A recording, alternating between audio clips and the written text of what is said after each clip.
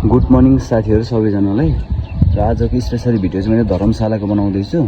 यो धर्मशाला साइडको भ्यू हजुरहरूलाई देखाउन गइरहेको छु है। यो चाहिँ इन्डियामा पर्छ र एकदमै बवाल छ धर्मशाला। जस्तो कि नेपालको हावापानी छ त्यस्तै टाइपको हावापानी चाहिँ यहाँ मिल्छ है त हजुरहरूलाई। यो इन्डियाको धर्मशाला भनेर यो नुरबुलिङ्गा साइड यो चाहिँ यहाँ चाहिँ पर्छ नुरबुलिङ्गा। एकदम दामी छ भने चाहिँ म चाहिँ गएको छैन त्योभित्र, कुनै दिन गयो भने हजुरहरूलाई म देखाउनेछु। यो साइड पनि अब स्वर्गभन्दा चाहिँ कम छैन। यो साइड त यस्तै अब यो अर्को साइड त झनै बवाल छ होइन। यो चाहिँ मैले यति मात्रै क्याप्चर गरेको। यो अलग अलग ठाउँबाट अलग अलग टाइपको देखिन्छ भ्यूहरू चाहिँ एकदमै बवाल, एकदमै राम्रो। अब यो माथि चाहिँ बादलले ढाकेको छ, यो चाहिँ पुरै हिमाल हो।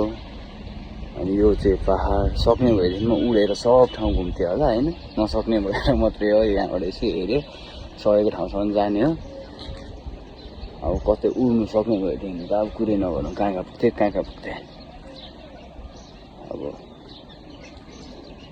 यस्तो हावापानी यस्तो ठाउँमा बस्नुको लागि त भाग्य नै चाहिन्छ नि त।